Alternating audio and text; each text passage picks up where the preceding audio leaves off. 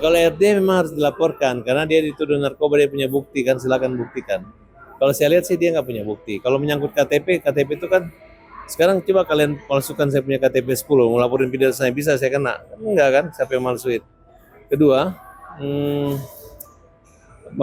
kejahatan itu manfaat buat Novi apa kalau dilaporin gitu. Terus dia itu hanya berteman dengan beberapa orang kemudian cerita-cerita. Itu hanya mau dijadikan cerita orang, informasi orang sebagai barang bukti dia untuk menyerang. Harusnya kalau pengecar itu kan pakai otak, jangan pakai jebakan orang. Nanti orang yang nggak menjadi saksi kan repot, dia nanti hilang. Dan rekaman bukan jadi satu alat bukti untuk membuat orang gara-gara gosip dengan orang ini tadi malam pergi selingkuh, tiba-tiba kita ngelaporin, nggak seperti itu. Kita lihat dulu siapa yang punya hak legal standing untuk membuat laporan. Nah, kalau perselingkuhan mungkin istri atau korban suami atau istri salah satunya. Kalau dia nggak ada kaitannya, KTP kenapa emang ngapain dia ngelapor? Betul nggak? Emang dia dirugikan apa? Dan saya mendukung untuk diproses terus. So kalau nggak diproses itu nanti dibilang narkoba kan kasihan gitu ya. Ya udah itu aja, hajar aja dulu. Nggak usah minta maafin, nggak usah dimaafin karena bahaya. Takutnya dia mau lagi ke orang lain dan bahaya gitu ya. Dan dia udah nggak di bareng kita lagi. Udah kita lampu merah, stop. Nggak boleh bawa nama pembela kaum lemah dan para tabas lagi. Hari ini mendapatkan kabar ya, tadi pagi saya mendapatkan kabar kalau saya sudah dilakukan hukum oleh RT ya, terkait laporan di Polda Metro Jaya. Saya bersama kawan-kawan RD Partner Lembaga Indonesia mohon maaf yang intinya memberikan konfirmasi klarifikasi di hari ini, yang mana saya di hari Senin dari televisi, dari media sosial yang berseliweran yang menyampaikan bahwa inisial DL dengan AL sudah dilaporkan ke Polda Metro Jaya. Jadi ini yang berkepentingan dengan saya. Jadi ya saya terima kasih buat Novi, yang mana saya tahu yang dimaksud apa yang dilaporkan, karena memang saya memahami ketika seseorang merasa dirugikan itulah hak warga negara untuk melaporkan warga negara yang lain. Nah, terkait kembali lagi flashback ke belakang, sebetulnya bisa dilihat di salah satu YouTube Koko Hiro Cimot bahwa kami sudah bercengkrama, bahkan beberapa satu hari kemarin lah ya, malam minggu kita ketemu dengan Tevi di Komal, dan mungkin itu hak saudariku mau melaporkan saya. Cuman apakah untuk di proses ini apakah harus tidak melakukan yang sama?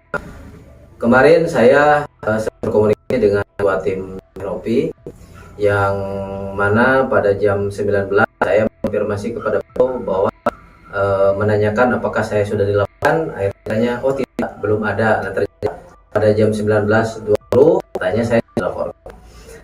Ya mohon maaf. Trauma banget karena mulai dari yang pertama sebenarnya RD itu kan juga sudah kena mental saya terkait narkoba katanya. Saya sampai buktiin urin, rambut saya buktiin. Nah sekarang ini statement baru lagi yang apa ya, dampak ini anak saya ada anak umur 3 tahun yang 9 tahun kelas 3 SD itu yang sudah mengerti dan menanyakan gitu terkait hal-hal yang dilontarkan seperti itu. Anak saya tidak mau menggunakan gadget, tapi teman-temannya menanyakan, mama kamu kerja apa sih arti kata konteks pekerjaan seperti itu gitu. Terus hal-hal yang di media sosial ditanyakan sama anak saya, kasihan anak saya nggak tahu apa-apa. Ada perbuatan ataupun diduga melakukan perbuatan tindak pidana tapi menyentuh kepada aspek yang pribadi yang bersangkutan. Yang tidak bisa dimaafkan itu adalah apabila ada kaitannya kepada pihak ketiga. Tapi kalau berkaitan dengan antara kedua belah pihak, itu ada namanya restoratif justice ya. Jadi jangan melulu bahwa suatu peristiwa itu harus diselesaikan melalui jalur hukum. Kalau seandainya RD Loyo melakukan itu, tentunya tidak melalui media, tentu harus bertemu langsung dengan yang bersangkutan. Sehingga clear permasalahannya, saling memaafkan, kemudian clear. Ya. Nah, tentunya tidak melibatkan pihak ketiga dalam artian akibat perbuatan kita berdua, pihak ketiga juga terlibat juga. Nah, ini yang agak sulit. Tapi kalau hanya pihak pertama dan pihak kedua ada suatu permasalahan kemudian diselesaikan secara kekeluargaan, tidak berdampak kepada pihak yang lain, yaitu saya katakan tadi restoratif justice. Kita kan bangsa Indonesia kan bangsa pemaaf. Ya. Nggak melulu harus menyelesaikan masalah itu harus di jalur hukum.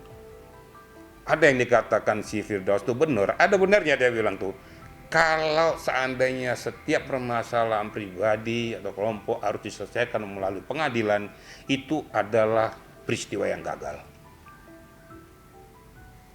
Kecuali tindak pidana yang menyangkut publik ya, seperti tindak pidana korupsi dan lain sebagainya, itu harus memang diputuskan oleh pengadilan.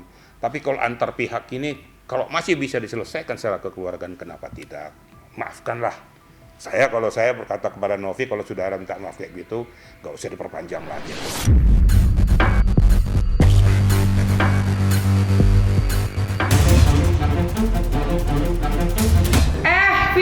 Vin, ya. Kalau orang sakit jangan dibawa ke mabes mulu. Bawa ke dokter, Vin. Bawa ke dokter berobat. Atau bawa ke mall, bikin seneng, bikin happy. Itu orang udah stres, udah banyak pikiran. Dibawa mulu ke Polda, apa dia nggak makin stres? Oke lah, fisiknya udah sakit gitu ya. Ini kalau misalnya lu bawa mulu ke proses hukum, apa nggak makin psikisnya terganggu? Vin, Alvin Lim denger. Kesel gue. Ini rekomendasi dari Mabes ya, kita ikutin aja karena yang namanya kita lawyer, polisi memberikan arahan yang menurut dia masuk karena polisi bilang oh ini masuk, tapi masuknya pencemaran nama baik karena memang dibikin meme-meme kayak begitu kan banyak orang jadi teman-teman lihatlah Agus ini kasar ngomong dibenci sama masyarakat Indonesia karena akibat seperti itu gitu loh. Jadi itu yang saya sayangkan ya, dan itulah yang saya bela. Ya hak dia mau melaporkan, dia mau tersinggung sama konten saya dan Novi, tapi intinya ya yang bikin konten seperti itu bukan cuma kami, banyak sekali, dan kami tidak ada mentioning soal Agus ya Vin ya, nggak ada mentioning soal Agus. Dan banyak yang salah nih karena dia pikir Teh Novi yang memiliki inisiatif untuk bikin konten tersebut, tapi kenyataannya sayalah yang memiliki inisiatif untuk bikin konten seperti itu, idenya segala macam, sampai saya yang meminta pihak TikTok untuk menyediakan properti seperti kacamata, tisu sebagai pengganti perban gitu. Tapi intinya ya penampilan seperti itu kan belum dipatenkan sama seorang Agus gitu. Di situ kan kelihatan kan Alvin Limnya aja yang sentimen sama Novi gitu, Vin. Oke, 9 naga. Gitu. Kan memenya itu menyerupai Agus situ. Jadi Agus salah satu korban lah situ. Ya, karena yang video joget-joget itu kan yang pakai perban kan, ya kita ajak Agus biar supaya Agus tuh tahu bahwa dialah yang diledekin di situ, dan dia juga jadi saksi korban ya. Sebenarnya aku pengen ngeledek Novi aja.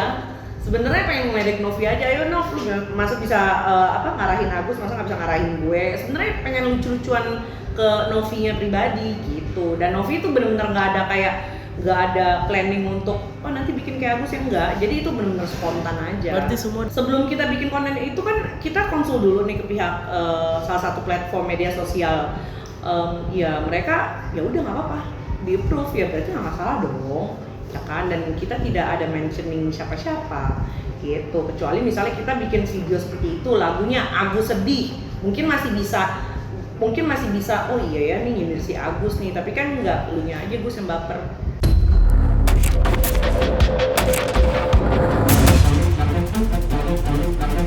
Pernyataan yang dilakukan oleh Alvin Lim itu kan dalam satu podcast. Kalau dalam satu podcast itu kan produk jurnalis. Dan yang kedua, di dalam podcast itu bukan dalam bentuk pernyataan, namun itu dalam bentuk satu pertanyaan. Satu pertanyaan yang bisa dikatakan berupa opini atau asumsi pribadi, bukan kepada yang bersangkutan. Kayak saya nih, boleh dong menyatakan, itu kok ada seorang pramugari, kok uangnya banyak ya?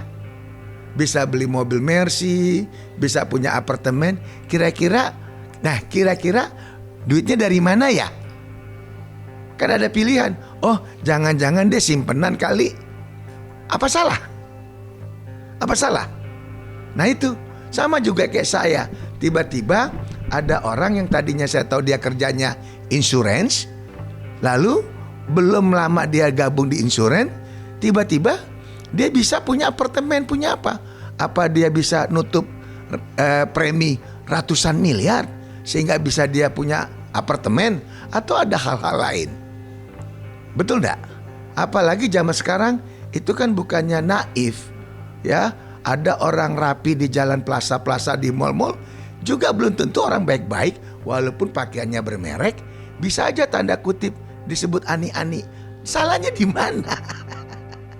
Di situ kan konteks pertanyaannya. Pertanyaan harusnya kedua belah pihak langsung ya, langsung bukan kepada dipublish. orangnya. Itu beda konteksnya. Itu dipublish, disebarluaskan dan jadi konsumsi publik, itu beda konsepnya. Dan ada Seperti itu. komen-komen dari yang bersangkutan di situ. Dibalas sama dia. Petunjuknya itu di bawah-bawahnya. Dilihat Komentarnya aja coba teman-teman komennya. baca aja deh. Komentarnya tuh sadis-sadis. Kan nanya kita, karena apa saya menanya? Ya kan, karena saya bingung uangnya dari mana. Boleh dong orang bingung dong kalau kita punya tetangga tiba-tiba punya mobil mewah, kita nanya, bang izin bang, itu mobil dari mana? Korupsi bukan, misalnya nanya kan. Ya kalau memang bukan tinggal jawab aja bukan, itu simpel gitu loh. Kenapa mesti tersinggung ya? Kalau orang nanya soalnya. Mau dikatakan pertanyaan, tapi karena disampaikan di publik itu sudah berupa pernyataan. Jadi nggak usah disamar-samarin gitu loh. Masyarakat Indonesia kan sudah jeli. Ya kenapa harus mengambil objek yang parah itu? Parah nggak kira-kira dibilang itu? Parah dong. Terlepas benar atau tidaknya, tapi kan sudah menyangkut kepada jati diri Novinya. Kalau kita lihat narasinya harus secara utuh, itu menyangkut hal yang memang substansi atau hal yang memang terkait dugaan yang merendahkan martabat langsung orang yang merasa dirinya disebut dalam hal podcast tersebut, atau hanya semacam pendapat dalam bentuk adanya pertanyaan, sehingga itu bisa dikategorikan yaitu seorang mempunyai pendapat di depan publik. Makanya apa ya, mental saya jadi down udah masalah case ini belum selesai gitu, yang seharusnya kita calling down yang sesuai dengan arahan Gusmen, tapi jadi seperti ini. Gak apa-apa, laporin banyakan, 1000 laporan kalau perlu di situ ya. Dan dia memang orang nggak ngerti hukum, kalau dia laporin deliknya sama ya, itu aja ya, itu nanti juga pasti digabung jadi satu ya. Jadi teman-teman tahu yang contoh laporan jaksa itu kan ada ratusan laporan tuh dari Sabang sampai Merauke ya. Di situ apakah satu-satu jalan sendiri-sendiri? Tidak, teman-teman, digabung jadi satu karena kenapa? Deliknya sama ya. Jadi inilah orang yang nggak mengerti hukum, dia berpikir dengan banyak melapor dia bisa lebih unggul. Tidak, karena kalau deliknya sama, kecuali saya mencemarkan nama baik, besok saya bunuh orang, nah itu dua yang berbeda. Nah bisa itu dua laporan polisi yang terpisah. Jadi itu yang harus, yang saya rasa ya lawyer mereka nggak ngerti, tapi ya biarin aja lah, itu hak mereka.